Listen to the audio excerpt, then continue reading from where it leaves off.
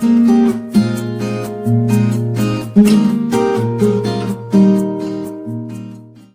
Ma'am. ওয়ালাইকুম আসসালাম। ভালো আছো সবাই? Yes ma'am. হ্যাঁ ম্যাম, আপনি কেমন আছেন? পাঠ শুরু করার আগে গতদিনের একটু পাঠ হচ্ছে আলোচনা করি, একটু দেখি সবার কেমন পড়া হয়েছে। তো আমরা গতদিনে পড়ছিলাম হচ্ছে অযৌন জনন। অযৌন জননের মধ্যে যে ভাগ আছে, যে অঙ্গজ জনন এবং স্পোর উৎপাদন, এই স্পোর উৎপাদন হয় এরকম মানে দুটি জীবের নাম বলো যারা স্পোরের মাধ্যমে বংশ বিস্তার করে থাকে। নাম বলো। Ma'am penicillium. মাশরুম। একটা পেনিসিলিয়াম হলো, আরেকটা কি মাশরুম বললো একজন। Thank you so much. Mushroom এখন থেকে শুরু। এক ধরনের মাশরুমই, কিন্তু হচ্ছে ছত্রাক বললেও হবে, সেটা আবার মিউকর বললেও হবে, মিউকর পেনিসিলিয়াম এটা বললেও হবে। আচ্ছা, এবার বলো যে প্রাকৃতিক অঙ্গজ যে প্রজনন, সেখানে আমরা মূলের রূপান্তর করেছিলাম, যে মূল রূপান্তরিত হয়ে নতুন উদ্ভিদের জন্ম দিতে পারে। এখন বলো তো এর উদাহরণ কি? ম্যাম মিষ্টি আলু। মিষ্টি আলু। হ্যাঁ, হয়েছে। অনেক অনেক ধন্যবাদ। এবার রাইজোমের উদাহরণ দাও। আদা। ম্যাম আলু। আদা। রাইজোম হচ্ছে আদা। যে আলু বললো সে কিন্তু ভুল বলেছে, আলু কিন্তু রাইজোমের উদাহরণ নয়। আলু কিসের উদাহরণ? টিউবার।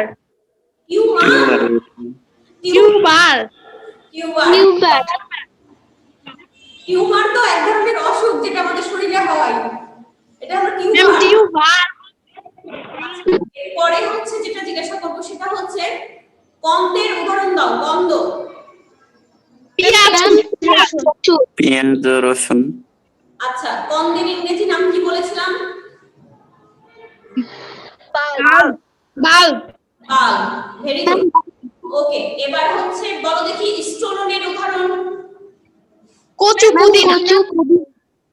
পুদিনা। এগুলো নৈর্ব্যক্তিক প্রশ্ন হিসেবে আসে, আর মাঝে মাঝে আসে হচ্ছে যে আলুকে টিউবার বলা হয় কেন, কিংবা আদা রাইজোম জাতীয় উদ্ভিদ ব্যাখ্যা করো, এরকম প্রশ্ন আসে ক্ষয়ের জন্য। ক্ষয়ের অর্থাৎ 2 মার্কের প্রশ্নের জন্য এরকম প্রশ্ন আসে যে আলুকে টিউবার বলা হয় কেন, অথবা হচ্ছে আদা রাইজোম জাতীয় উদ্ভিদ ব্যাখ্যা করো, তখন সুন্দর করে এগুলোর উত্তর লিখবা।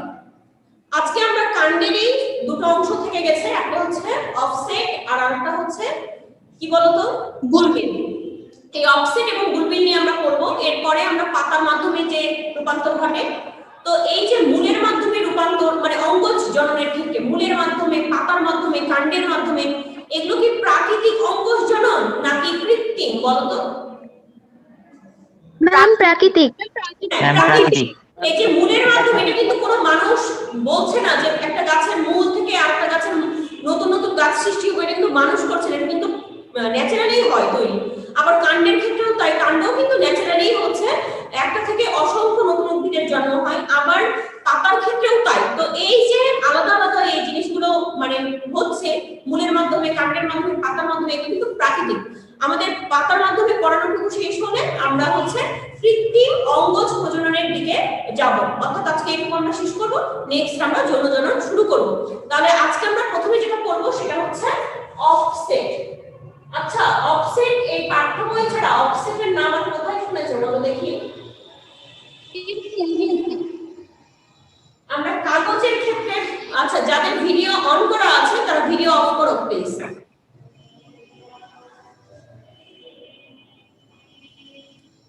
যাদের ভিডিও অন করা আছে তারা ভিডিও অফ করো। আচ্ছা, তো আমরা অফসেট পড়েছি কিসের ক্ষেত্রে বলো তো? অফসেট পড়েছি হচ্ছে কাগজের ক্ষেত্রে, মনে আছে? আমরা বিভিন্ন অফসেট পেপার, হ্যাঁ, তো এই অফসেট আমরা সেটা কিন্তু এই ওই কাগজের অফসেট কিন্তু এটা না। এই অফসেট বলা হচ্ছে যে কচুরি পানা, টোপা পানা। কচুরি পানা তোমরা সবাই চিনো আমার ধারণা, চেনো না চেনো না? জি ম্যাম। আসলে আমাদের মানে দৈনন্দিন জীবনে ওইভাবে কাজে লাগে না, তবে তোমরা নিশ্চয়ই জানো যে কচুরি পানাকে শুকিয়ে এটা হচ্ছে আঁশ বের করে কাগজ তৈরিতে হচ্ছে সহায়তা করে। এবং এখন বর্তমানে পৃথিবীর অন্যান্য দেশে কচুরি পানা থেকে বিভিন্ন ধরনের মানে ওয়ান টাইম ইউজের মতো প্রোডাক্ট তৈরি করা হচ্ছে। কচুরি পানা কিন্তু এসেনশিয়াল। আর কচুরি পানা যেহেতু হচ্ছে কোনো পুকুরে থাকলে যদি পরিমিত পরিমাণে থাকে, এক্সেস কচুরি পানা যখন হয়ে যায় পানি দেখা যায় না, শুধু কচুরি পানা, তখন কিন্তু সানলাইট পানির ভেতরে প্রবেশ করতে বাধা পায়, যার ফলে জলীয় যে প্রাণীগুলো থাকে তারা ক্ষতিগ্রস্ত হয়। কিন্তু কচুরি পানা যদি পরিমিত পরিমাণে থাকে তাহলে যে ফাইটোপ্ল্যাঙ্কটন মানে ক্ষুদ্র ক্ষুদ্র আণবিক উদ্ভিদ এদের হচ্ছে আবার উপকারী লাগে। তো এই কচুরি পানা বলা হচ্ছে টোপা পানা, কচুরি পানা, এগুলো কাণ্ডের কিছু অংশ স্ফীত হয়ে দেখা যায় যে নতুন উদ্ভিদ তৈরি করে এবং পরবর্তীতে সেগুলো একটা অপর থেকে আলাদা হয়ে যায়। কচুরি পানার ফুল দেখেছো সবাই কত সুন্দর? জি ম্যাম। সৌন্দর্য লাগে, খুব সুন্দর। ওই যে ময়ূরের পাখায় যেমন হচ্ছে সুন্দর সুন্দর রং থাকে, ডিজাইন করা থাকে, কচুরি পানার ফুলেও কিন্তু ওই রকম সুন্দর রং ডিজাইন দেখা যায়। এই জন্য খুব ভালো লাগে। কচুরি পানার ফুল ফুটে থাকলে জায়গাটা দেখতেই অনেক সুন্দর লাগে। তো এরকম কচুরি পানা, তাহলে কচুরি পানা, টোপা পানা এগুলো কিসের উদাহরণ? অফসেটের উদাহরণ। এগুলো নরমালি ভেতরের অংশ বর্ণনা আসে না বললেই চলে, জাস্ট একবার রিডিং দিয়ে রাখবা, কিন্তু উদাহরণটা খুব ভালো করে মনে রাখতে হবে, কারণ উদাহরণটাই তোমার নৈর্ব্যক্তিক প্রশ্ন। এরপরে আমরা যেটা পড়বো সেটা হচ্ছে মোস্ট ইম্পর্টেন্ট একটা অংশ, যেটার নাম হচ্ছে বুলবিল।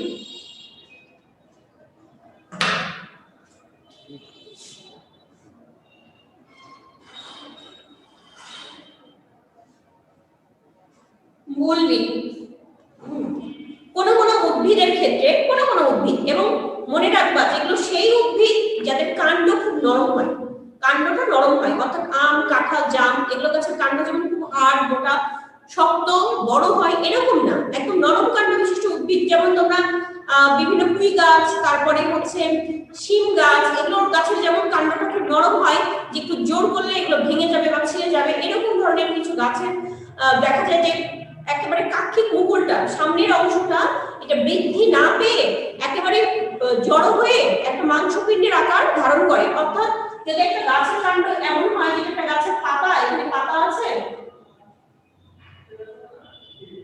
এরকম পাতা, তাহলে এর সামনের অংশটা বৃদ্ধি না পেয়ে এভাবে কাণ্ডটা পেঁচিয়ে যায়, এবং পেঁচিয়ে যাওয়ার ফলে এটা একটা মাংসপিণ্ডের মতো আকার ধারণ করে, গোল।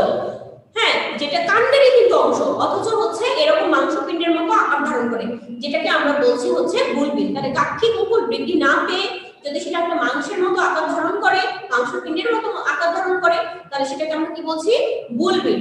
এই বুলবিলের উদাহরণ হচ্ছে চুপড়ি আলু। তোমরা চুপড়ি আলু অনেকেই দেখে থাকবে, তোমাদের যখন স্কুল খুলবে আমি বাস্তবে তোমাদেরকে চুপড়ি আলু দেখাবো। এটা নরমালি আমি গতকালকে যে আলুটা তোমাদেরকে দেখাচ্ছিলাম এটা ওইরকম না, শেপটা ওইরকম হলেও এর উপরের অংশটা কেমন যেন একটু ফাটা ফাটার মতো হয়ে থাকে। হয়তো তোমরা দেখেছো কিন্তু বুঝতে পারছো না যে এটা চুপড়ি আলু। যখন হাতে নিয়ে দেখাবো তখন বলবা আল্লাহ এটা তো আমি অনেক দেখেছি। এগুলো হচ্ছে চুপড়ি আলু, ঠিক আছে? তো এই চুপড়ি আলু আমরা যে আলুটা খাই তরকারিতে কিন্তু মাটির নিচে হয়, কিন্তু এই চুপড়ি আলু কিন্তু কোথায় হবে বলো তো? এটা কি মাটির নিচে হবে? এটা কি নো ম্যাম, উপরে গাছে সাথে হয়, কিন্তু গাছ আলুও বলে, কারণ গাছের কাক্ষিক মুকুলটা বৃদ্ধি না পেয়ে এরকম অংশে পরিণত হয় বলে এটা গাছের উপরে হয়, এটা কিন্তু মাটির নিচে হয় না। এই আলুটা মাটির নিচে। ম্যাম এটা কি কালো কালো টাইপের হয়? টাইপের হয়, একটু কালো টাইপ দেখতে হয়, উপরের গাটা খসখসে এবং একটু ফাটা ফাটা টাইপের হয়। এখন আমরা যে জননটা করব সেটা হচ্ছে পাতার মাধ্যমে অঙ্গজ জনন। পাথরকুচি গাছ, কেলাঞ্চু, পাথরকুচি এরকম গাছ কে কে দেখেছো একটু বলো তো? যে ম্যাডাম আমি পাথরকুচি ম্যাম দেখেছি, আমাদের বাসাতেই আছে। অনেকের বাসাতে পাথরকুচির গাছ আছে। একটা পাথরকুচি, অনেক ধরনের পাথরকুচি পৃথিবীতে হয়, তবে কিছু কিছু পাথরকুচির পাতাটার কিনারাটা এরকম হয়, জাস্ট কিনারাটা এরকম একটা পাতা। তো এই যে এই খাঁজ বা কিনারা, এগুলোতে একটা পাতা যখন ম্যাচিউর হয় তখন এই খাঁজ বা কিনারাতে অটোমেটিক্যালি, আমি দেখেছি আমার বাসায় যখন প্রচুর পাথরকুচি আছে, এই পাতাতে মানে পাতার ধার থেকে ধারের কিনারাতে এরকম প্রথমে শিকড় গজায়, তারপরে এখানে ছোট ছোট ছোট ছোট পাতা হয়, এবং প্রত্যেকটা কিনারাতে এরকম পাতা এবং তার নিচে শিকড় হয়। তো একটা টবে যখন এরকম একটা পাতার অবস্থা তৈরি হয় তখন এগুলো তো পাতার সাথেই জন্মাইছে, তাহলে এগুলো তো আলাদাভাবে করতে পারে, তখন কি হয় যে পাতাটাতে এরকম গাছের সৃষ্টি হয়, ওই পাতাটা মানে এই যে মূল যে পাতাটা গাছের পাতাটা এটা গাছ থেকে খসে পড়ে, খসে যখন এটা মাটিতে পড়ে তখন ওই গাছের অলরেডি কিনারায় যে গাছগুলো হয় শিকড় গজায় যায়, তখন ওই শিকড়গুলো মাটিতে আঁকড়ে ধরে এবং সেখান থেকে নতুন গাছের সৃষ্টি হয়। আমি এটাও দেখেছি যে আমার একটা স্টুডেন্টের বাসায় গিয়ে ওদের হলুদ রঙের ফুল ছিল পাথরকুচি, আমার খুব পছন্দ হয়েছে। আমি একটা জাস্ট পাতা নিয়েছি, কারণ পাথরকুচির পাতা থেকে নতুন গাছের সৃষ্টি হয়। আমি জাস্ট একটা পাতা নিয়েছি, বাসায় ফিরেছি এবং আমি যথারীতি ভুলে গেছি যে আমার ব্যাগে পাতাটা ছিল। 2-3 দিন পরে কলম বের করতে গিয়ে আমি দেখি যে আমার ব্যাগে পাতাটা থেকে গেছে। তারপর পাতাটাকে আমি পানি দিয়ে রাখলাম, স্কুলে পানি দিয়ে রাখলাম। তারপর বাসায় গিয়ে ওই পাতাটা আমি ভেজা একদম মাটিতে ভিজিয়ে ভালো করে তারপর পুঁতে দিলাম, একটু যত্ন আত্তি করলাম, একটু সার দিলাম ওটাকে। তারপর পাতাটা কি হলো, পচে গেল, কিন্তু পাতার যে গোড়া সেখান থেকে শিকড় বেরিয়ে গেছিল, ওইখান থেকে আবার নতুন পাতা বের হলো এবং সেটা এখন আমাকে সুন্দর ফুল দেয়, গাছটা অনেক বড় হয়েছে, ফুল দেয়। তো এই যে একটা ঘটনা, একটা পাতা থেকেও কিন্তু নতুন গাছের সৃষ্টি হয়। এটাই হচ্ছে এর উদাহরণ আমরা কি বলবো, পাথরকুচি। এটাও কিন্তু এক ধরনের অঙ্গজ জনন, কারণ পাতা একটা উদ্ভিদের গুরুত্বপূর্ণ অঙ্গ, সেই অঙ্গের মাধ্যমে নতুন গাছের সৃষ্টি হচ্ছে, তাহলে এটাও একটা অঙ্গজ জনন। তাহলে প্রাকৃতিক অঙ্গজ জনন কিসের কিসের মাধ্যমে হয়? মূলের মাধ্যমে হয়, কাণ্ডের মাধ্যমে হয় এবং পাতার মাধ্যমে হয়। এবার কেউ কি আমাকে বলতে পারবা যে মূলের মাধ্যমে তো আমরা একটাই বর্ণনা করেছি এবং পাতার মাধ্যমেও আমরা একটাই বর্ণনা করলাম, কিন্তু কাণ্ডের মাধ্যমে রূপান্তর এটা আমরা কি কি পয়েন্ট করেছি? কেউ একজন বলো তো আমাকে। আরিফিন, হাবিব, অরি, তুমি কি বলতে পারবা? অরি, কাণ্ডের মাধ্যমে কি কি হ্যাঁ কি বলছো হাফসা? ম্যাম প্রশ্নটা আরেকবার একটু বলেন। কাণ্ডের মাধ্যমে আমরা যে রূপান্তর করলাম না, বিভিন্ন ধরনের রূপান্তর, এই রূপান্তরগুলোর নাম কি কি, আমরা কি কি পড়লাম? ম্যাম রাইজোম, কন্ড, বুলবিল, আইসোলন। আমরা প্রথমে কি পড়েছি? টিউবার পড়েছি, তাই না? টিউবার, জি ম্যাম। রাইজোম, তারপরে আমরা পড়েছি হচ্ছে কন্দ, তারপরে আমরা স্টোলন এবং বুলবিল, তাই না? এগুলোর উদাহরণ খুব ভালো করে পড়বা। আর বুলবিলটা সবচেয়ে ভালো করে পড়বা, বুলবিল, কারণ বুলবিল 2 মার্কের ক্ষয়ের প্রশ্ন হিসেবে আসে। বুলবিল কি ব্যাখ্যা করো, বা বুলবিল কাকে বলে, বা বুলবিল বলতে কি বোঝায়, এরকম নানা ধরনের প্রশ্ন আসে। কাজে বুলবিলটা খুব মনোযোগ সহকারে সলভ করবা। এখন বলো পাতার মাধ্যমে রূপান্তর, উদাহরণ বলো। পাথরকুচি। ম্যাম পাথরকুচি। পাথরকুচি, ভেরি গুড। পাথরকুচি আপনাদের বাড়িতে ফুল ফুটে, পরে আমাকে জানাবো যে ম্যাডাম আমার বাসায় পাথরকুচি ফুল ফুটে। পাথরকুচি ফুল কিন্তু দেখতে অনেক সুন্দর হয়। ওকে, আমরা ম্যাম আমাদের বাসায় ফুটেছে। ম্যাম বাসায় ছিল কিন্তু এখনো ফুল ফুটে নাই। ওকে, এবার আমরা হচ্ছে কৃত্রিম অঙ্গজ জনন করব, ঠিক আছে?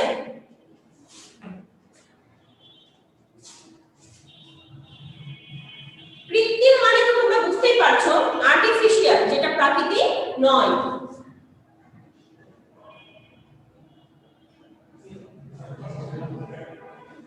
কৃত্রিম অঙ্গজ প্রজনন।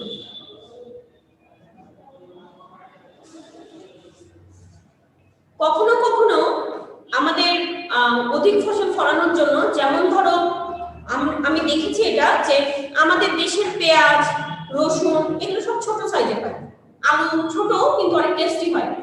কিন্তু আমাদের দেশের বাইরে, যেমন আমাদের যদি পাশের দেশেরও উদাহরণ দিতে চাই, ভারতে, ওখানে প্রায় মানুষের সংখ্যা হচ্ছে 130 কোটি, আমাদের চেয়ে 100 গুণেরও বেশি, কারণ হচ্ছে আমাদের তো আর 30 কোটি মানুষ এখনো হয়নি। তো এই যে সেখানে তাদের আরো 110 কোটি বেশি, তো তাহলে আমাদের যে পরিমাণ ফসল উৎপন্ন হয়, তাহলে তাদের ফসলের পরিমাণ অবশ্যই আমাদের তুলনায় কি হতে হবে, অনেক বেশি হতে হবে। তো একই জায়গায় আমরা যতটুকু জিনিস উৎপাদন করছি, তারা দেখা যায় যে আকার আকৃতিতে তারা বড় উৎপন্ন করে। ওদের গাজর, মূলা সব এমন লম্বা লম্বা এত বড় বড় হয়, আলু বড় হয়, একটা পেঁয়াজের সাইজ এত বড় বড়, বাইরেও তাই, অন্যান্য দেশেও তাই। তো এই যে বড় সাইজের এত কিছু অধিক চাহিদা মেটানোর জন্য, তো আমাদের দেশে যেটা হয় সেটা হচ্ছে কোনো কোনো সময় দেখা যায় যে মাতৃ উদ্ভিদের বীজ সংগ্রহ করা হলো, ঠিক আছে? ধরো যে আগের বছর খুব ভালো ধান হয়েছে, সেই ধান যদি আমরা ধান গাছের ফলন করি না কৃত্রিম প্রজননে, আম গাছের উদাহরণ দিতে পারি, যে আম, পেয়ারা, হ্যাঁ, তারপরে হচ্ছে কমলা লেবু। তো এগুলোর খুব ভালো ফল হয়েছে, এগুলোর বীজ হয়তো সংগ্রহ করা হলো, যেহেতু খুব ভালো হয়েছে, পরের বছর ওই বীজগুলো যখন ব্যবহার করা হলো তখন দেখা গেল যে ওই বীজ থেকে যে গাছ তৈরি হয়েছে সেটা হচ্ছে মাতৃ উদ্ভিদের মতো একটা ভালো ফলাফল দিতে পারছে না। মাতৃ উদ্ভিদ যে ফলাফলটা দিয়েছিল, যে দারুণ ফসল হয়েছিল বা ফসলের যে মান, গুণগত মান ভালো হয়েছিল, সেরকম দিতে পারছে না। সেই সকল ক্ষেত্রে আমরা কৃত্রিম অঙ্কুশ জননের সহায়তা নিতে পারি। এটা দুই রকম ভাবে হয়, একটা কলম আর একটা হচ্ছে শাখা কলম। তোমার বই দুটোর বর্ণনা দেওয়া আছে, একটা কলম একটা শাখা কলম। স্পেশালি কলম যেটা, মানে প্রথমে যেটা দেওয়া আছে গ্রাফটিং, এই গ্রাফটিং তোমাদের জন্য খুব গুরুত্বপূর্ণ। গ্রাফটিং, এই গ্রাফটিং আমি এখন সুন্দর করে জাস্ট একটা গল্পের মতো গ্রাফটিং বলবো, তুমি শুনে বইয়ের দিকে, এখন যাদের পাঠ্য বই আছে তারা বইয়ের দিকে তাকাবে না, আর যাদের বই নেই তারা তো অবশ্যই আমার কথার দিকে মনোযোগী হবে। তাহলে কৃত্রিম অঙ্কুশ প্রজননের ক্ষেত্রে প্রথমে আমরা যে জিনিসটা দেখবো সেটা হচ্ছে গ্রাফটিং বা কলম। এটা কিভাবে হয়? গতকালকে তোমাদেরকে বলেছিলাম একটা উদাহরণ, মনে আছে? যে কারো গাছে যদি প্রচন্ড টক আম হয়, তুমি গাছটাকে অনেক যত্নে মানুষ করলা, গাছটা তোমাকে ছায়া দিচ্ছে, ফ্রেশ অক্সিজেন দিচ্ছে, তাহলে গাছটা কেটে ফেলা বুদ্ধিমানের কাজ নাকি গাছটা কলম করা বুদ্ধিমানের কাজ? অবশ্যই গাছটা কলম করা। বড় গাছ, হেলদি গাছ, ফ্রেশ একটা গাছ, এটাকে আমি কেন কেটে ফেলে দিব?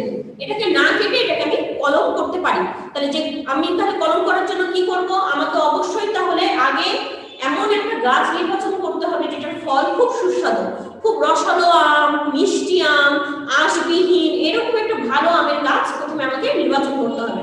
গাছ যখন নির্বাচন করা হলো তখন কি করতে হবে? ওই গাছের একটা কচি এবং সুস্থ ডাল নির্বাচন করতে হবে গাছ থেকে। প্রথমে গাছ আইডেন্টিফাই করবা যে কোন গাছের ফল সবচেয়ে সুন্দর, ওটা আগে আইডেন্টিফাই করবা।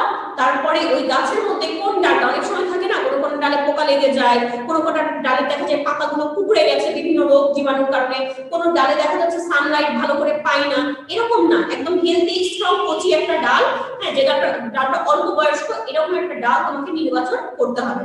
করার পরে একটা গাছে দেখো যদি ডালটা এরকম হয়, এরকম একটা ডাল, তাহলে ডালটার যে কোনো একটা অংশ থেকে এইভাবে বাকলটা তুলে ফেলে দিতে হবে। ধরো এখান থেকে এই পর্যন্ত তুমি বাকল তুলে ফেলে দিলা, ডালটা থাকলে ঠিকই, কিন্তু উপরে যে স্কিন, যে বাকল, ওটা কেটে কি করতে হবে? তুলে ফেলতে হবে। মনে করো এখান থেকে এই পর্যন্ত ডালটা পুরো লম্বা, কিন্তু এই অংশটা তুমি কি করেছো? বাকলটা তুলে ফেলেছো। বাকলটা যখন তুমি তুলে ফেলবা তখন ওই বাকলের উপরে তুমি গোবর এবং মাটির প্রলেপ দিবা। কিসের কিসের প্রলেপ দিবা বলো তো? মাটি, গোবর ও মাটি। গোবর এবং মাটি। গোবর এবং মাটির প্রলেপ দিবা। ডাল এবং মাটি, ডালের যে উপরে যে ছাল থাকে, যে শক্ত স্কিনটা থাকে, ওটা তুমি ধারালো কিছু দিয়ে প্রথমে রিমুভ করবা। তোমার করার দরকার নেই, তুমি যতদিন না ভালো করে শিখবা না ততদিন দরকার নেই। তখন ঠাস করে এমন একটা ডাল কেটে ফেলবা, গাছটাই মরে যাবে। তো হচ্ছে এরকম যারা পারে, কলমিং যারা এক্সপার্ট, গ্রাফটিং এ যারা এক্সপার্ট, তারা এই কাজটা করে থাকে। তারা সুন্দর একটা ডাল নির্বাচন করে এবং ডালের যে উপরের অংশ, যে ছালের যে উপরের অংশ, সেটাকে তারা সুন্দর করে কেটে তুলে ফেলে। ভিতরে যে সাদা অংশটা বেরিয়ে যায়, ওই সাদা অংশ তখন তারা গোবর এবং হচ্ছে মাটির প্রলেপ দেয় এবং একটা সেলোফেন টেপ দিয়ে অথবা পলিথিন দিয়ে সুন্দর করে জায়গাটা কি করে জড়িয়ে দেয়। জড়িয়ে দেয় এই কারণে যেন গোবর মাটির প্রলেপটা ওটা থেকে খসে না পড়ে, ডাল থেকে খসে না পড়ে। এভাবে পেঁচিয়ে রাখে এবং পেঁচিয়ে রাখার পরে ওটাকে কি করতে হবে? নিয়মিত পানি দিতে হবে। পানি দিলে কি হবে? জায়গাটা ভেজা থাকবে এবং সেখান থেকে কি হবে?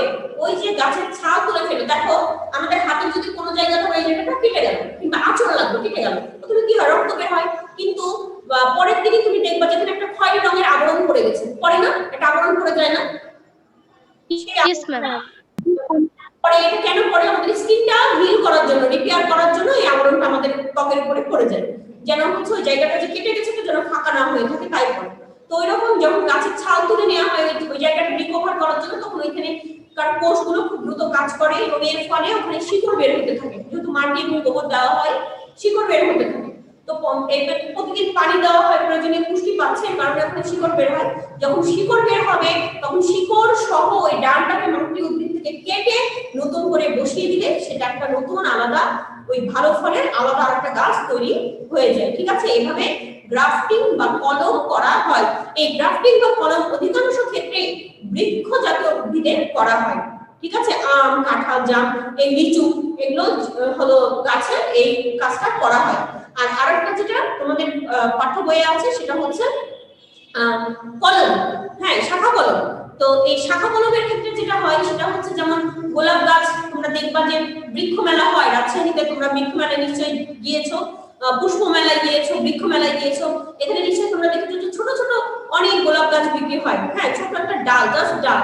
তো আসলে ডাল থেকে গোলাপ গাছের নতুন চারা করা যায়। তোমাদের যাদের বাসায় ভালো গোলাপ আছে যে খুব বড় ফুটে সুন্দর রঙের গোলাপ ফুটে, বর্ষাকালে ওই ডালটা একটু আড়াআড়ি ভাবে, মানে এভাবে সোজা না কেটে একটু লম্বা করে এভাবে আড়াআড়ি করে কেটে ডালটাকে যদি নতুন করে বসিয়ে দেওয়া হয় একটা জৈব মাটিতে, মানে জৈব সার মিশ্রিত আছে মাটিতে বসিয়ে দেওয়া হয়, তাহলে সেখান থেকে আবার শিকড় বের হয়ে ওই ডাল থেকে পাতা ছড়াতে ছড়াতে ওটা একটা মূল ডালে পরিণত হবে এবং নতুন গাছ তৈরি হবে, সেখানে ফুল ধরবে। তো এইভাবে হচ্ছে শাখা কলম করা হয়, শাখা কেটে যে কলমটা করা হয় সেটা হলো শাখা কলম। তাহলে দুই রকম আমরা পড়লাম, একটা হচ্ছে কাটিং আর একটা হচ্ছে গ্রাফটিং। এটা দুটোর ইংরেজি নাম মনে রাখতে হবে। অনেক সময় নৈর্ব্যক্তিক প্রশ্নে শাখা কলম না দিয়ে আসে গ্রাফটিং নিচের উদাহরণ কোনটি এবং হচ্ছে কাটিং এর উদাহরণ কোনটি, এরকম প্রশ্ন আসে। তাই অবশ্যই ইংরেজি নামটাও জানা থাকতে হবে। এখন বলো যে গ্রাফটিং এবং কাটিং বা কলম এবং শাখা কলম বুঝতে কারো সমস্যা হলো কিনা, তাহলে আরেকবার বুঝিয়ে দিই। ম্যাম আর একবার বুঝিয়ে দেন। কোনটা? ম্যাম গ্রাফ আবার বুঝিয়ে দিন। কলম। গ্রাফটিং। আবার গ্রাফটিং বলবো? ওকে। হ্যাঁ ম্যাম। জন্য প্রথমে আমরা একটা গাছের সুস্থ একটা ডাল, সুস্থ একটা কচি একটা ডাল নির্বাচন করব। যে গাছটা থেকে ধরো তোমার বাসায় মনে করো যে খুব ভালো একটা আমের গাছ আছে, যে আমটা খেতে অতিরিক্ত মিষ্টি রসালো সুস্বাদু আম, যে খাচ্ছে সেই তারই মাথাটা কেটে যাচ্ছে, এত ভালো। তো হচ্ছে এই আম যখন হচ্ছে একজন মানুষ খেয়ে খুব তৃপ্তি লাভ করছে, তখন সে চাইতেই পারে যে এই গাছের একটা ডাল নিয়ে আমিও আমার বাসায় লাগাই। তো এরকম করতে চাইলে যেটা করতে হবে যে মাতৃ উদ্ভিদ অর্থাৎ যে গাছটার ডোনার দাতা, সেই গাছটা থেকে একটা সুস্থ ডাল প্রথমে কি করতে হবে, নির্বাচন করতে হবে। সুস্থ ডাল নির্বাচন করার পর ওই ডালের একটা অংশ, যে কোনো একটা অংশ মাঝামাঝি থেকে একটা অংশ উপরের বাকলের অংশটা কি করতে হবে, সুন্দর করে কেটে তুলে ফেলতে হবে। ঠিক আছে, একটা ডালের বাকলের অংশটাকে কেটে তুলে ফেলতে হবে। তুলে ফেলার পর তোমরা যেটা করবা সেটা হচ্ছে গোবর এবং মাটির মিশ্রণ ওই যে তুলে ফেলা যে ছালের অংশটুকু, ওই অংশটুকুতে লাগাতে হবে। লাগানোর পর একটা পলিথিন দিয়ে সুন্দর করে জায়গাটা মুড়ে দিতে হবে। আমাদের যেমন হাত ভেঙে গেলে ব্যান্ডেজ করে দেয় না, ব্যান্ডেজ কেন করে বলো তো? ব্যান্ডেজ করে শক্ত হয়ে হাড়টা যেন জোড়া লাগে, না নড়ে। আমি যে হাত নড়াচ্ছি, কিন্তু এখানে যদি এই হাতের জায়গায় যদি ব্যান্ডেজটা থাকে, কারণ মানে প্লাস্টার করা থাকে, ওটা কিন্তু নড়ে না। এই কারণে প্লাস্টার করে দেওয়া হয়। ঠিক ওই রকম গোবর এবং মাটি পানি দেওয়ার পরে স্যালোফেন টেপ দিয়ে মুড়ে দেওয়া হয় যেন ওই জায়গা থেকে ওটা খসে না পড়ে। এরপরে নিয়মিতভাবে সেখানে পানি দিতে হবে। কিছুদিনের মধ্যে ওই বাকল উঠা জায়গায় যেখানে তুমি গোবর এবং মাটির প্রলেপ দিয়েছিলা, ওইখানে শিকড় বের হয়ে যাবে। শিকড় বের হলে তখন ওই শিকড় সহ ডালটাকে মাতৃ উদ্ভিদ থেকে তুমি কেটে আলাদা জায়গায় বসালে, যেহেতু ওটা শিকড় বের হয়ে গেছে, ওটা মাটির সঙ্গে মাটিকে আঁকড়ে ধরবে ওই শিকড়গুলো এবং সেখান থেকে একটা নতুন গাছের জন্ম নিবে। যে গাছটা কি হবে, যে গাছটা হচ্ছে মাতৃ উদ্ভিদের মতো গুণাগুণ পাবে এবং তার থেকে ভালো কিছু গুণ পেয়ে থাকে। এখানে কলম এবং শাখা কলমের ক্ষেত্রে একটা কথা না বললেই না, সেটা হচ্ছে মাতৃ উদ্ভিদের বীজ থেকে যে গাছটা হয় সেটা কিন্তু একেবারে মানে মায়ের গুণাবলী অর্জন করে, নতুন কোনো বৈশিষ্ট্যের মানে এখানে সৃষ্টি হওয়ার কোনো অপেক্ষা থাকে না, বরঞ্চ ওখানে পোকা টোকাও লেগে তার পূর্বের বৈশিষ্ট্য নষ্ট হতে পারে। কিন্তু কলম যেগুলো করা হয় সেগুলোতে কিন্তু কলম করার জন্য অনেক সময় যেটা হয় যে একটা গাছ থেকে একটা ডাল কেটে কিন্তু নতুন একটা গাছ সৃষ্টি করছে, ফলে এখানে নতুন বৈশিষ্ট্যের সৃষ্টি হতে পারে এবং আগের তুলনায়ও এটা অধিকাংশে ভালো ফলাফল তোমাকে দিতে পারে। ঠিক আছে, তাহলে এই কারণে হচ্ছে কলম এবং শাখা কলম করা হয়ে থাকে। আমাদের বাসাতে যেমন একটা গোলাপ গাছ অনেক পুরনো হয়ে গেছে, অনেক পুরনো, কিন্তু গোলাপের রংটা খুব সুন্দর, গাঢ় মেরুন।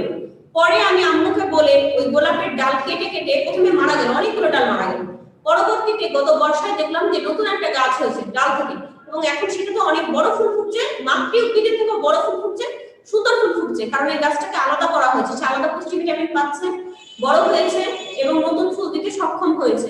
এইভাবে কলম এবং শাখা কলমের মাধ্যমে নতুন বৈশিষ্ট্যের সঞ্চারণ হওয়া সম্ভব। এবার বলো, আর কারো কোনো সমস্যা আছে আজকের পাঠে? No ma'am. পারবে সবাই? আমি যদি ma'am. যাদের বই Yes, ma'am. যে আমি যদি বলি তোমাদেরকে যে কৃত্রিম অঙ্গজ প্রজনন হিসেবে কলম প্রক্রিয়াটি ব্যাখ্যা করো, তোমরা কি লিখতে পারবে? জি ম্যাম পারবো। আচ্ছা, জি ম্যাম। হোমওয়ার্কে তোমাদেরকে তাহলে আমি এটাই দিচ্ছি।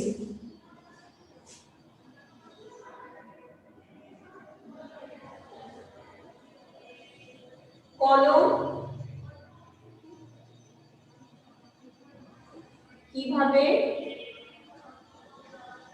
করা যায় ব্যাখ্যা করো। যেটা 3 মার্কের প্রশ্ন হিসেবে এরকম প্রশ্ন থাকে, কলম কিভাবে করা যায় ব্যাখ্যা করো।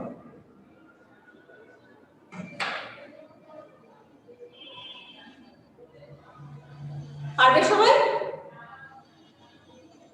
Yes ma'am. আচ্ছা, ইয়েস ম্যাম। আজকে এটা সুন্দর করে কমপ্লিট করো। Yes, ma'am.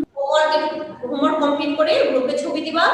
আর আগামীকাল তো শুক্রবারে এত জোর নাই, যদি সময় পাও তাহলে একে ফুলের মানে তোমাদের যে বইয়ে 4.1 চিত্র আছে আদর্শ ফুলের বিভিন্ন অংশ, এই ছবিটি প্র্যাকটিস করে রাখবা যেন রবিবারের ক্লাস করা মাত্র তুমি খুব ভালো করে বুঝো যে একটা ফুলের বিভিন্ন অংশ কি কি কি ধরনের অংশ। হ্যাঁ, এই জিনিসটা যেন সবাই বুঝতে পারো। আচ্ছা আজকের পাঠে কোনো সমস্যা থাকলে বলো। আর কোনো সমস্যা আছে? কারণ ম্যাম আমার একটা নো ম্যাম। এটুকু খুব সহজ, এই মানে অধ্যায়ের এই অংশটুকু খুব সহজ। ওকে, তাহলে ভালো থাকো সবাই। তোমাদের সঙ্গে একেবারে দেখা হবে লাইভ ক্লাসে সোমবারে আর ভিডিও ক্লাসে রবিবারে। ওকে, আল্লাহ হাফেজ। আসসালামু আলাইকুম। আসসালামু আলাইকুম।